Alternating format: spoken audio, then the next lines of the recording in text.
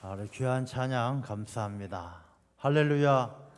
이 5월 좋은 계절 여러분의 삶 가운데 하나님의 크신 능력과 사랑이 늘 충만하시기를 주님의 이름으로 축원합니다. 이 5월은 좋은 날들이 많습니다. 어린이 주일도 있었고 어버이 주일도 있었고 또 오늘은 교사 주일로 지킵니다. 교사라는 것은 교회 학교에서 어린 자녀들만 가르치는 그들만 교사가 아니라 사실 우리 모두가 예수님을 따르는 우리 모두가 다 교사입니다. 오늘 본문의 말씀에도 예수님께서 내가 선생이다, 내가 주다, 그 말이 옳다 이렇게 말씀하십니다. 예수님께서 우리의 선생님이 되셨고 우리가 그 선생님이신 예수님에게 잘 배우고 그 배운 본받아서 우리가 또 이 세상 가운데 땅 끝까지 증인이 되는 그런 가르치고 예수 그리스도의 복음을 전하는 사명을 감당한 우리 모두가 다 교사입니다. 그래서 우리 전부가 교사다라는 생각으로 또 우리가 예수님을 본받아서 살아야 된다라는 그런 마음으로 오늘 말씀을 통해서 교사 주일이고 하니까 참 선생, 좋은 제자 우리가 어떻게 살아야 될까 말씀을 통해서 함께 나누고자 합니다. 좋은 선생님을 만난다는 것은 참 큰 복입니다. 우리가 선생님과 제자 가운데 물론 많은 좋은 선생과 좋은 제자가 있지만 특별히 우리에게 큰 감동을 주는 선생과 제자 사제지간이 소개를 한번 해드리려고 하는데 저는 헬렌 켈러와 그 선생이신 설리반 선생을 여러분에게 좀 소개를 해드리려고 합니다. 헬렌 켈러는 1880년에 태어났습니다. 그래서 1880년에 태어나서 한 2살쯤에 뇌수막염을 앓게 되어집니다. 뇌수막염을 앓으면서 시력을 잃고 청력을 잃어버립니다. 시력과 청력을 잃어버리니까 말을 배워야 될 이 헬렌 켈러가 듣지를 못하니까 말도 못하고 그야말로 보지도 듣지도 말하지도 못하는 그런 아이가 되어져 버렸습니다. 완전히 어둠 속에서 살아가는 것이죠. 보이지도 않고 듣지도 않으니까 모든 것이 암흑 속에 어둠 속에서 살아갑니다. 이 어린 헬렌 켈러에게 정말로 좋은 사람 앤 설리반이라는 가정교사가 오게 되어집니다. 앤 설리반도 원래는 시력 장애가 있어서 잘 보이지 않았지만 누구의 도움을 받아서 수술을 받고 어느 정도 볼 수 있는 그런 여자 선생님이십니다. 설리반은 헬렌 켈러에게 정말 그 헬렌 켈러의 눈높이에 맞춰서 교육을 합니다. 예를 들어서 물을 가르친다라면 물을 가르친다라면 이 손바닥에다가 물을 한 방울 두 방울 떨어뜨리면서 이게 워러다 물이다 이렇게 가르치면서 헬렌 켈러에게 새로운 세상을 열어줍니다. 이 좋은 선생을 만나게 된 헬렌 켈러는 늘 슬픔과 짜증스럽고 낙심하던 삶이 바뀌어져서 마침내 하버드대를 졸업하면서 박사학위를 3개나 받게 되어지는 그런 아주 훌륭한 학자가 되어집니다. 저는 잘 보이고 잘 들리지만 박사학위가 하나도 없습니다. 근데 헬렌 켈러가 듣지도 보지도 못하면서 박사학위를 3개나 가졌다는 것은 얼마나 대단한 일입니까? 박사가 훌륭해서가 아니라 그런 어려움 속에서도 좋은 선생을 만나서 정말로 모든 사람들에게 귀감이 되는 삶을 살았다는 것이죠. 그래서 1968년까지 88세에 이르기까지 헬렌 켈러는 보지도 듣지도 못했지만은 많은 사람들에게 선한 영향력을 미치면서 아주 훌륭한 삶을 살았습니다. 헬렌 켈러가 쓴 저서 가운데 암흑 속에서 만난 사람들이란 책이 있습니다. 자신이 아무것도 안 보이니까 암흑 속에서 만난 사람들이 너무 많겠죠. 전부 다 그렇겠죠. 그럴 때 그 글 가운데 어떤 핵심 내용이 뭐냐 하면 사람은 사람을 잘 만나야 합니다라는 게 핵심이에요. 여러분 우리 인생이 만남이 얼마나 소중합니까? 다 우리가 어떤 배우자 만나느냐, 어떤 부모를 만나느냐, 어떤 선생님을 만나느냐, 어떤 친구를 만나느냐, 어떤 이웃을 만나느냐 더할 나위 없이 중요합니다. 많은 사람들이 잘못된 범죄를 저지르는 사람들 가운데 친구를 잘못 만나서 그렇다, 뭐 친구를 잘못 만나서 잘못된 길로 갔다, 이런 이야기들을 합니다. 잘못 만난 친구는 우리 인생을 굉장히 힘들게 하는 것이죠. 요즘에 가끔 뉴스를 통해서 보면 이웃들을 잘못 만나서 주차 시비, 층간 소음, 이런 문제들 때문에 막 칼부림하고 이런 안타까운 이야기들을 많이 듣습니다. 참 우리가 사람을 잘 만난다는 게 굉장히 중요한 일이죠. 저는 오늘 교사주의를 통해서 우리가 좋은 선생님을 만난다라는 것, 이 선생님을 잘 만난다는 것이 얼마나 중요하고 귀한 일인지를 우리가 함께 생각해 보고자 합니다. 우리가 역사가들이 이야기할 때 역사적으로 4대 성인이 있습니다. 아주 훌륭한 4명의 성인이 있는데, 예수님은 사람이 아닌데 이제 사회적으로 세상에서 손을 꼽다 보니까 예수님이 들어가고요. 예수님 들어가고, 그다음에 불교의 석가모니, 시타르타가 들어가고, 유교의 공자가 들어가고, 소크라테스가 들어갑니다. 자, 이 4명 중에 서양인은 1명밖에 없죠. 예수님이나 석가모니나 공자는 다 아시아 사람인데 소크라테스만 그리스 헬라 사람이죠. 이 소크라테스가 이 4대 성인에 들어갈 수 있었던 것은 소크라테스가 물론 철학적이고 위대한 사상가이기도 했지만, 소크라테스가 4대 성인에 들어갈 수 있었던 가장 큰 기여한 사람은 그 제자 플라톤이에요. 소크라테스는 훌륭한 철학을 가졌지만 단 한 권의 책도 남기지 않았습니다. 만약에 소크라테스가 제자 플라톤을 만나지 못했다라면 소크라테스의 철학은 아마 역사 속에 그냥 사라지고 말았을 것입니다. 그러나 플라톤이 뭐 이데아론이라든지 동굴론 속에 이 소크라테스의 철학들을 잘 녹여내고 그 스승의 가르침을 잘 나타내면서 이 소크라테스가 좋은 제자를 만나서 위대한 스승으로 인정받게 된 것이죠. 그렇다면 우리가 한번 생각해 볼 문제가 있습니다. 좋은 선생을 만나야 좋은 제자가 되는 것도 있지만, 또 좋은 제자가 되어야 선생님도 더 존귀하게 된다는 사실을 우리가 기억해야 한다는 것입니다. 우리가 오늘 본문의 말씀에 예수 그리스도께서 우리에게 가르치심을 주시는데, 예수님이 좋은 선생이라는 것을 증거할 책임이 제자된 우리들에게 있다는 것입니다.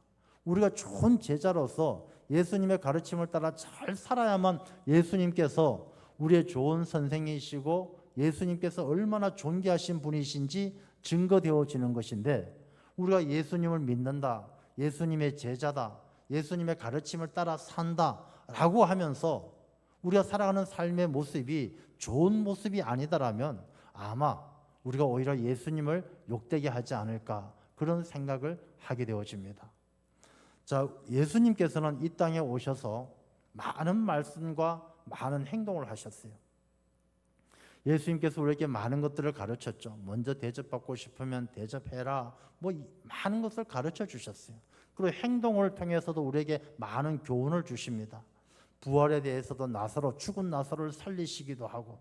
그래서 예수님의 말씀과 예수님의 행동은 어느 것 하나 의미가 없는 것이 없어요. 예수님의 말씀이나 예수님의 행동, 이 모든 것들은 우리에게 큰 의미를 부여하고 아주 깊은 교훈을 주시는 것입니다. 우리가 오늘 읽은 이 본문의 말씀은 세족식이 있고 나서 하시는 말씀이에요. 예수님께서 제자들의 발을 씻기셨는데 그 씻기신 의미, 예수님께서 왜 제자들의 발을 씻기셨을까, 그 의미를 오늘 12절의 말씀에 보면, 그들의 발을 씻으신 후에 옷을 입으시고 다시 앉아 그들에게 이르시되 내가 너희에게 행한 것을 너희가 아느냐 물어보십니다. 야, 내가 너희들 오늘 이렇게 발 씻겨주는 행동을 보여주었는데 이 행동의 의미를 너희가 아느냐 물어보십니다. 이 제자들은요, 이 예수님께서 왜 발을 씻겨주셨는지 잘 몰라요. 어리벙벙합니다. 그래서 베드로는 예수님 왜 내 발을 씻기십니까? 그러기도 하고, 다른 제자들은 예수님 발을 왜 씻겨주시지? 의아하게 생각하는 그런 상황에서 예수님께서 너희들 내가 이렇게 하는 이유를 너희가 아느냐 물어보셔요. 여러분, 이 말씀은요, 예수님이 12제자에게만 물어보는 것이 아니라 우리에게도 똑같은 질문을 하고 계셔요. 우리가 신앙생활하면서 성경 속에서 예수님께서 우리에게 하신 말씀, 하신 행동, 예수님께서 우리에게 보여주신 모습을 그 의미를 잘 알고 있느냐 묻고 계신다는 것입니다. 우리가 이런 의미를 깨닫지 못하면 우리 옛말에 그런 말이 있습니다. 사자성어 가운데 우이독경 이런 말이 있습니다. 아무리 경을 읽어줘도 손은 들어봐야 무슨 소리인지 아무 관심도 없고 의미를 깨닫지 못합니다. 만약에 우리가 신앙생활 하면서도 예수님의 가르침과 예수님께서 보여주신 그 행함이 무슨 의미인지 모른다라면 우리 짐승과 다를 바가 없다는 것입니다. 좋은 제자가 못 된다는 것입니다. 좋은 제자는 선생님의 가르침을 잘 깨달아야 되는 것이죠. 어떤 사람이 서로 좋아하고 서로 존경하는 선생님이 있어요. 서로 좋아하고 존경하고 사랑합니다. 그래서 때가 되면 선물을 전달해요. 이 선물을 전달하는데 이 선물에 사랑과 존경과 마음을 담아서 전달하는데 그 사랑과 존경, 그 마음의 의미를 깨닫지 못하고 단순하게 선물만 본다라면 아이고 이거 내가 필요 없는데 왜 가져왔어? 이렇게 이야기한다라면 두 사람의 관계는 머지않아 끊어지고 말 것입니다. 남자와 여자가 서로 막 사랑합니다. 남자가 여성이 너무 사랑스러워서 시장에서 머리핀을 하나 사서 선물을 합니다. 이게 당신한테 너무 잘 어울리는 것 같아서 사왔어 하고 머리핀을 갖다 꽂아줍니다. 여자가 그 남자의 마음과 사랑을 모르고 이게 뭐 싸구려를 사왔어 나 이런 거 싫어 하고 뽑아버린다라면 그 사람들 관계는 오래가지 못할 것입니다. 마찬가지입니다. 우리가 예수 그리스도의 가르침과 말씀의 의미를 깊이 깨닫지 못하면 우리가 주님과의 관계를 깊이 갈 수가 없고 그 믿음을 지켜갈 수가 없다는 것입니다. 호세아가 이야기합니다. 야, 내 백성이 지식이 없어 망한다. 주님을 알지 못한다. 주님께서 말씀하시고 행하시는 그 의미와 깨달음이 우리에게 있어야 할 줄로 믿습니다. 자, 그러면 이전에도 사실 예수님께서 제자들에게 야, 너 이게 무슨 뜻인지도 모르냐라고 책망하신 적이 한번 있었습니다. 예수님께서 오병이어의 기적을 일으키고 배를 타고 이 갈릴리를 건너가십니다. 그런데 예수님께서 무슨 말씀을 하셨느냐 하면 야, 너희들 바리새인들과 사두개인들의 누룩을 주의해라, 조심해라 그렇게 말씀하셨어요. 이 제자들은 예수님께서 갑자기 무슨 누룩 이야기를 하실까? 제자들끼리 서로 무슨 뜻인지를 몰라서 서로 이야기를 나눕니다. 예수님이 아마 배가 고프신데 누룩 그러니까 떡이 없으니까 예수님께서 저런 말씀하시는구나. 서로 그렇게 오해를 하고 제자들끼리 이야기합니다. 아니 왜 떡도 안 가지고 왔어? 아니 당신이 우리 제자들 중에 제일 선임 아니십니까? 베드로 당신이 떡을 준비했어야죠. 무슨 소리? 총무인 당신이 해야지. 이 제자들이 서로 다투는 거예요. 그럴 때 예수님께서 책망하신 적이 있어요. 이 사람들아, 내가 언제 떡 얘기를 했냐? 내가 보리떡 5개로도 5,000명이 넘도록 먹고 남은 바구니가 몇 바구니인데 내가 떡이 없어서 이런 말을 했겠느냐? 하고 이 어리석은 자들아 책망하신 적이 있어요. 예수님의 가르침을 알지 못하고 오해하고 잘못된 생각을 하는 그들을 책망을 하셨던 것이죠. 그래서 우리가 신앙생활 할 때는 이 성경의 말씀이나 예수님의 가르침을 잘 깨닫고 그 말씀을 잘 아는 것이 중요합니다. 사람들은 말씀을 듣고 깨닫는 것이 3가지 방법이 있어요. 첫 번째는 머리로 깨닫는 방법이 있어요. 근데 머리로 깨닫는 것은 세상의 지식 같은 거예요. 1 더하기 1은 2다. 이거 머리로 알면 돼요. 그래 맞지. 하나에다 하나 더하면 2개야. 알면 됩니다. 그 다음에 두 번째 깨닫는 게 뭐냐 하면 마음으로 깨닫는 게 있어요. 마음으로 깨닫는 것은 사람과의 만남을 통해서 깨닫습니다. 야, 저 사람이 나를 좀 싫어하는 것 같아. 나를 보는 게 영 깨림칙해. 이렇게 생각했는데 만나서 이야기를 하다 보니까 깨달아져요. 이 사람이 그게 아니었구나. 내가 오해했구나. 마음으로 깨닫는 일들이 있다는 것이죠. 부모님의 사랑, 하늘보다 높고 바다보다 깊고 부모님께서 내게 베풀어 주신 사랑 마음으로 깨닫게 되어져요. 그래서 마음으로 깨닫는 게 있습니다. 세 번째는 그 가르침을 살아내는 자기의 삶을 통해 체험을 통해서 깨닫는 것이 있어요. 부모님의 사랑이 하늘보다 높고 바다보다 깊다고 하는데 마음으로 느껴지긴 느껴져요. 어머니 사랑이 크다 느껴지는데 자기가 아이를 낳고 아이를 키워보면 그 깊이와 그 크기가 그 높이가 얼마나 대단한지 아이를 키워볼 때 진짜 깨닫게 되어지는 거예요. 우리가 예수님의 말씀도 마찬가지예요. 우리가 머리로만 깨닫는 것이 아니고 마음으로만 깨닫는 것이 아니고 삶으로 깨닫는 그런 지혜가 우리에게 있어야 할 줄로 믿습니다. 그래서 예수님이 물어봤어요. 너희가 내가 행한 것을 너희가 아느냐? 제자들이 잘 몰라요. 예수님께서 15절에 말씀을 하셔요. 내가 너희에게 행한 것 같이 너희도 행하게 하려 하여 본을 보였노라. 예수님께서 답답하니까 답을 말씀해 주셔요. 야, 너희들 내가 이렇게 한 거 그거 모르냐? 내가 너희들한테 본을 보이려고 이렇게 했다. 본을 보이려고. 자, 그럼 무슨 본을 보이시는지 우리가 잘 알아야 되겠죠. 자, 예수님께서 이렇게 제자들의 발을 씻기시면서 본을 보여주신 그 상황을 생각해 보면 이렇습니다. 예수님은 이제 십자가에 못 박혀 죽을 시간이 얼마 안 남았어요. 예수님께서 마지막 유월절 만찬을 하면서 제자들에게 정말 가르쳐주고 싶고 남기고 싶은 말씀이 너무 많은 거예요. 그래서 유월절 마지막 만찬을 하면서 예수님은 많은 이야기를 하시고 이제 말씀하시다가 몸으로도 행동으로도 가르쳐주고 싶어서 이 제자들의 발을 씻기게 된 겁니다. 제자들은요, 예수님하고 같이 유월절 만찬하러 밥 먹으러 딱 다락방에 올라갔는데 사실 그 당시에 사람들이 가지고 있는 상식이라면 제자들이 예수님의 발을 씻겨 드려야 돼요. 아이고 선생님, 이 발이 불편하신데 발 깨끗하게 닦고 가서 편하게 앉아서 식사하십시오 하고 발을 닦아 드려야 되는데 아무도 예수님의 발을 안 닦아 드리는 거예요. 그러면 왜 제자들이 예수님의 발을 안 닦아 드리느냐? 이 제자들의 머릿속에는요, 온통 자기 생각밖에 없어요. 야, 이제 예수님이 어쩌면 이번 주 내일 지나고 나면 예수님이 예루살렘에서 왕으로 추대될지도 모르는데 야, 누가 더 높은 자리에 올라갈까? 야, 저 사람이 뭐 외교부 장관이면 난 국무총리쯤은 해야 되는데 다 그 생각밖에 없는 거예요. 그러면서 그 방에 들어갈 때 그 마음들이요, 신경전을 벌이는 거예요. 야, 만약에 내가 예수님 발을 딱 씻겨준다라면 야, 저 사람이 야, 너 발 씻는 발 닦아드리는 그게 딱 너한테 어울린다. 너 그냥 저 밑에서 낮은 자리에서 일해라. 내가 높은 자리에 올라갈게. 이렇게 말할까 봐 다 저마다 자기 자존심 또 자기가 더 낮아지거나 더 비천한 자리에 갈 수 없다라는 그런 마음으로 버티고 있는 거예요. 그래서 예수님 발을 닦아드려야 될 제자들이 아무도 예수님의 발을 닦아드리지 않는 거예요.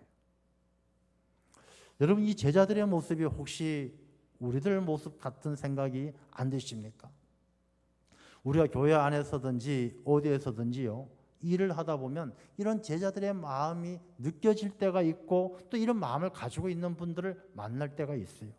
교회 안에서나 뭐 또 밖에 나가면 노회도 있고 총회도 있고 많은 직장에도 있는데 이제 그곳에 가보면 자기 자신의 자존심이 있어가지고 더 낮은 일, 비천한 일, 발을 씻겨주는 종된 일, 이런 일들을 안 하려고 하는 것이죠.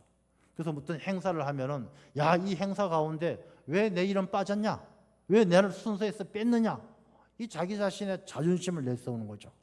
야, 이 일을 왜 나한테 보고도 없이 하느냐? 이건 누가 하는 거냐? 왜 나한테 허락도 없이 하느냐? 이 제자들의 마음처럼 자기 자존심, 자기가 가지고 있는 기득권, 이걸 포기하지 않고 버티는 마음들 우리한테도 있다는 것이죠. 그러니까 예수님께서 보시기엔 그게 너무 안타까운 거예요.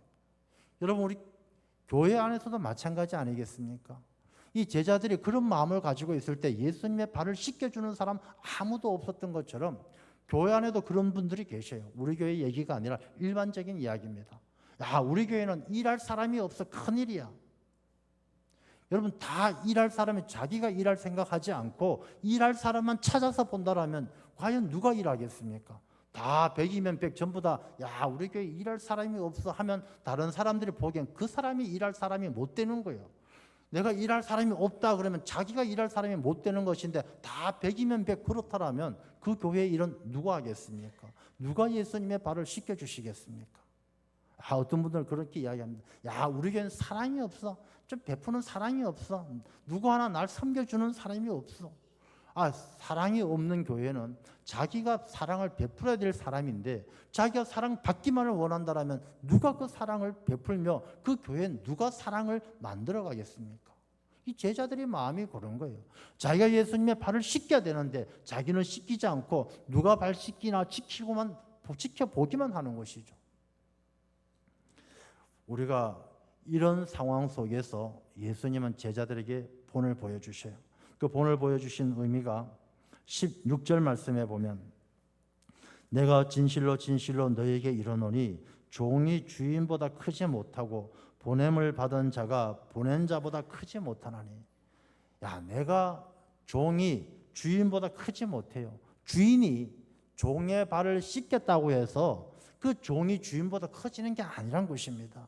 내가 섬겼다고 해서 섬김받는 그 사람이 내보다 높은 사람이 되는 것이 아니란 것입니다.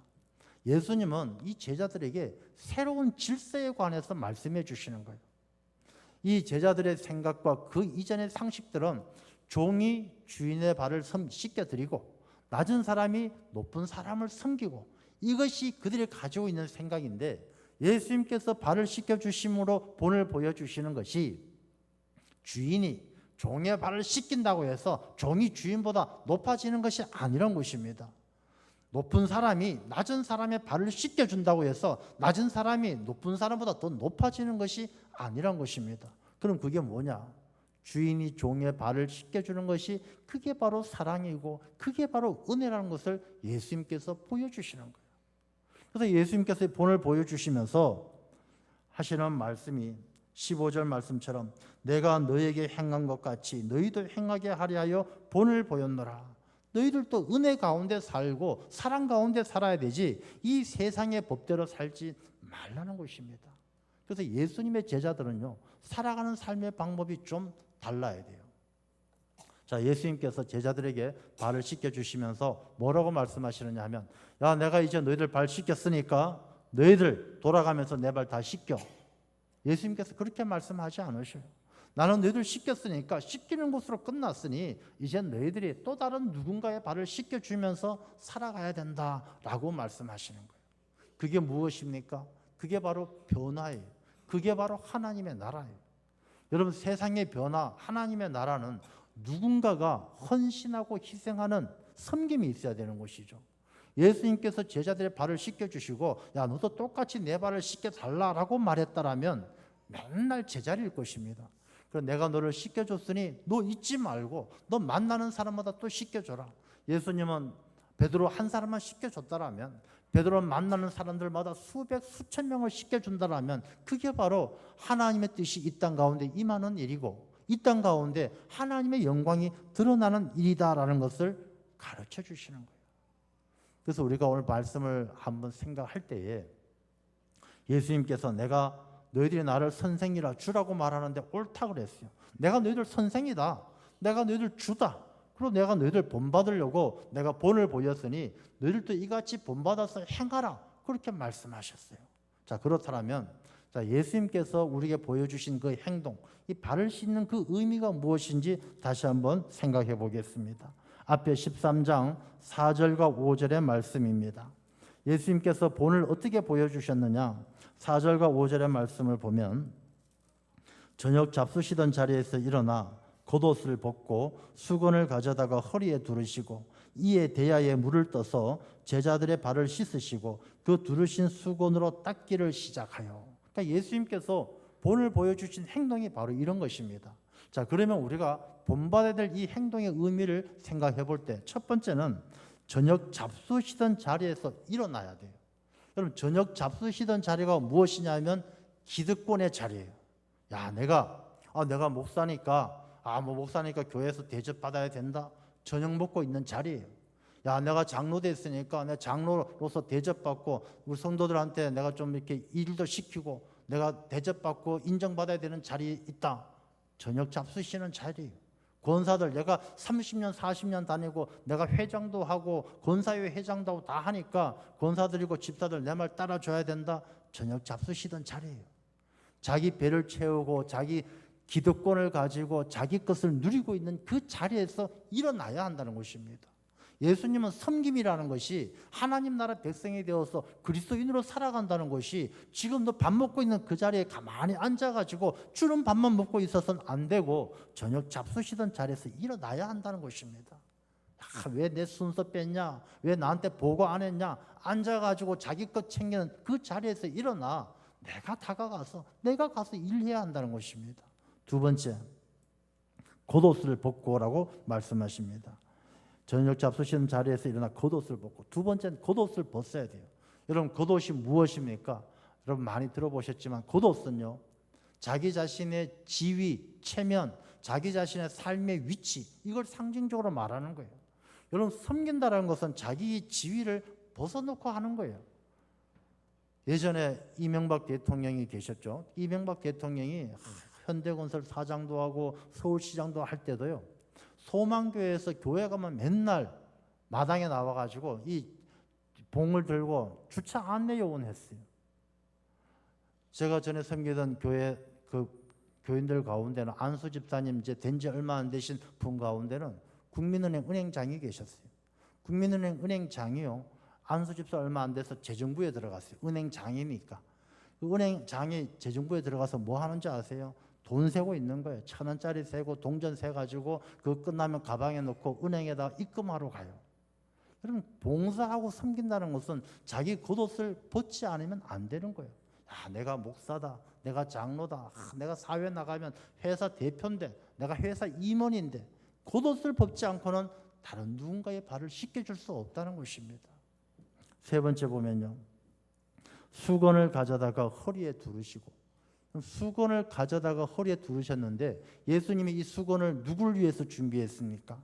그 뒤에 보면요, 발을 씻고 닦기를 시작하여. 뭘 닦습니까? 발을 닦는 것이죠. 이 말씀의 의미는 수건은 나를 위해서 발 씻고 나서 내 손을 닦기 위해서 준비하는 것이 아니라 발을 씻고 나서 씻은 발을 닦아주기 위해서 준비하는 게 수건이에요. 그 섬김과 봉사라는 것은 전적으로 그 섬김의 대상을 위해서 준비하고 하는 것이, 그게 수건을 준비하는 것처럼 섬김의 대상자를 위해서 전부 준비하고 힘써야 한다는 것입니다. 요즘에 보면 그런 일들이 있죠. 뭔가 좋은 일 하고 나면 늘 사진을 찍습니다. 물론 사진 찍는 게 필요합니다. 이런 일이 있었다라는 게 역사적으로 또 남겨둬야 될 가치도 있어요. 그러나 어떤 사람들은 그 사진을 자기 홍보용으로 씁니다. 야, 이 사진을 신문에 내고 해서 내가 이번에 국회의원 나가면 도움 좀 되겠지 하고 씁니다. 이것은요, 수건을 자기를 위해서 준비하는 사람이에요. 이런 사람은 그리스도인의 제자라고 말할 수 없는 것이죠. 그리스도의 제자는 예수님께서 본을 보여주신 것처럼 우리가 남을 돕는 데는 최선을 다해서 상대방을 위해서 준비하고 내 가진 모든 것을 아낌없이 줄 수 있는 준비하는 사람이 되어야 한다는 것이죠. 우리가 조금 남을 도왔다고 해서 그게 마치 나의 자랑거리가 되어서는 안 된다는 것입니다. 그리고 대야에 물을 떠서 이제 발을 씻깁니다. 여러분, 이 장면을 한번 생각해 보십시오. 예수님이 대야에 물을 떠왔어요.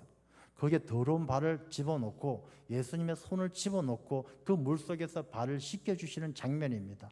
자, 이게 과연 우리에게 어떤 의미가 있는가를 한번 생각해 볼 때, 예수님께서 떠오신 그 물은 예수님의 보혈이고 예수님의 사랑이고 예수님의 능력이에요. 그래서 예수님은 대야에 물을 떠서 예수님께서 십자가 위에서 물과 피를 쏟으신 것처럼 그 물을 대야에 담아서 그 대야의 물에다가 더러운 죄에 물든 우리의 발을 담그셔요. 그리고 예수님께서 친히 손으로 씻어주셔요. 그 대야는 바로 우리 교회예요, 교회. 이 교회라는 것은 예수 그리스도의 은혜가 있는 것이고, 우리 모두가 더러운 발로 이 세상을 돌아다니면서 먼지 묻은 더러운 죄악 가운데 살아가던 우리들이 교회에 와서 주님을 만나서 주님께서 우리를 만져주시고 씻어주시는 것이 바로 대야 안의 발이요, 우리의 삶이요, 우리의 신앙의 자리인 교회의 귀한 의미라는 것입니다. 그래서 예수님께서는 내 교회를 이 땅 가운데 세워주신 거예요.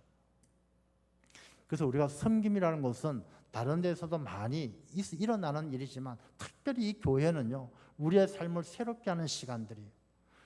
저는 집에 가서 제일 먼저 하는 일 중에 하나가 발을 씻는 일이에요. 이 발을 안 씻고 이렇게 양말을 벗고 다니면 뭐 이렇게 좀 돌아다니다 보면 발에 땀도 나고 뭐 그렇잖아요. 그래서 발 딛다 보면 좀 끈적거리기도 하고 아주 불편해요. 그래서 이 씻지 않는 발로 다니면은 괜히 막 집을 더럽히는 것 같고 어디 갈 때도 조심조심 디디게 되고 불편한 거예요. 그러니까 발을 깨끗하게 씻고 나면 자유한 거예요. 아무 데나 가도 걱정 없고 발도 뽀송뽀송한 게 마음도 편하고. 여러분, 우리가 교회 안에서 신앙생활 한다는 것이 그런 신앙이 되어야 됩니다. 예수님을 만나서 내 삶의 더러움을 씻어내고 내가 참된 자유함을 누릴 수 있는 그런 믿음 생활이 돼야 할 줄로 믿습니다. 그래서 발을 딱 씻고 닦고 나면 새 사람이 돼서 그 만찬장에 6월절 마지막 만찬을 먹고 마시는 그 자리에도 얼마나 편하게 다닐 수가 있겠습니까? 우리가 본받아야 될 것은 바로 이 예수님의 이 섬김과 헌신이에요. 예수님께서는 자기 자신의 모든 것을 겉옷도 벗으시고 저녁 잡수시던 자리에서 일어나셨고 수건을 준비하셨고 그 더러운 발을 대야 속에서 만져서 씻어주시고 닦아주시고, 예수님께서 우리의 좋은 선생이 되셔서 이렇게 본을 보여주신 것은 우리 모두도 그렇게 살라라고 본을 보여주신 줄로 믿습니다. 좋은 선생을 모시는 것은 내가 좋은 제자가 되어야 된다는 이야기와 똑같은 것입니다. 17절 말씀에 보면 예수님께서 말씀하시기를 너희가 이것을 알고 행하면 복이 있느니라. 여러분, 이것을 알고 행하면 복이 있다라고 말씀하셨어요. 이 교훈 가운데 예수님은 많은 것을 우리에게 알게 해주시는데 예수님께서 하신 말씀 가운데 우리가 꼭 알고 행하면 복이 있는 게 몇 가지가 있어요. 여러분, 우리가 세상을 살다 보면 일을 하거나 뭘 하다 보면 꼭 방해꾼을 만나요. 회방꾼을 만나서 불평하고 불만 터뜨리고 원망하고 아주 힘들게 하는 사람이 있어요. 근데 이런 사람을 만나면요 너무너무 힘들어요.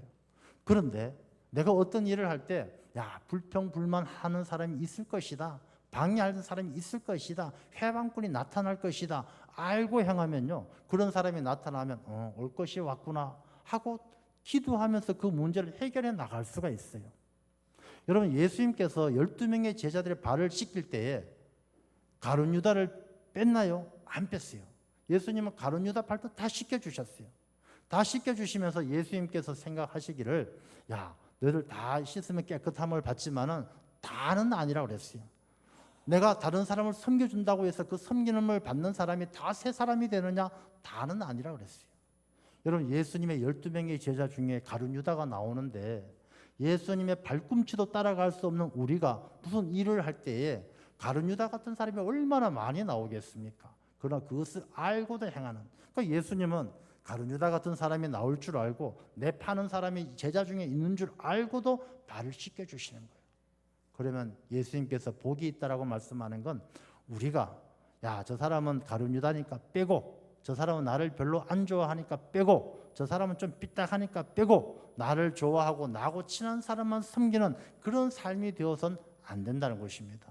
내가 섬기는 모든 사람들이 가룟 유다도 있고 삐딱한 사람도 있지만 그걸 알고도 섬기면 내가 그걸 알고도 섬기는 나에게 하나님께서 더 큰 은혜 주시고 하나님께서 더 큰 복을 주신다는 것입니다. 그러므로 우리가 예수님의 좋은 제자가 되어서 살아갈 때에 사람을 구분하지 말고 차별하지 말고 가룟 유다 같은 사람도 발을 씻겨드리고 베드로 같은 사람도 발을 씻겨드리고 그렇게 살아갈 때에 하나님은 그 사람을 복되게 하시고 하나님의 귀한 일꾼으로 쓰신다는 것입니다.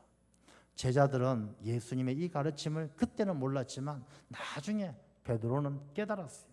예수님께서 하신 말씀이 그 발을 씻겨주신 그 의미가 무엇인지 깨닫고 베드로전서 4장 8절과 10절의 말씀에 이렇게 고백을 합니다. 같이 한번 읽어보겠습니다.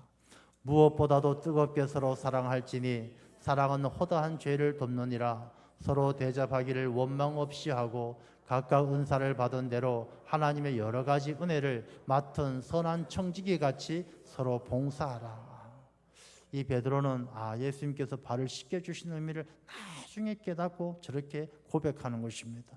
우리도 좋은 선생님이신 예수님의 이 발을 씻겨주셨던 그 예수 그리스도의 그 행동, 그 은혜, 그 행함 우리가 본받아서 우리도 세상 가운데서 주님의 이름을 존귀하게 드러낼 수 있는 참된 제자의 삶을 살아가는 우리 모두가 되어야 할 줄로 믿습니다. 기도하겠습니다. 아버지 하나님 감사합니다.